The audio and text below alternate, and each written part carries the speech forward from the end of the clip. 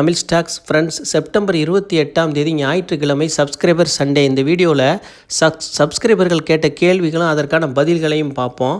கவிங்கிற ஐடியிலேருந்து Sigachi India limited பற்றி கேட்டிருக்காரு. Sigachi industries limited என்பது 1989ஆம் ஆண்டு இணைக்கப்பட்ட ஒரு இந்திய நிறுவனமாக இருக்கிறாங்க.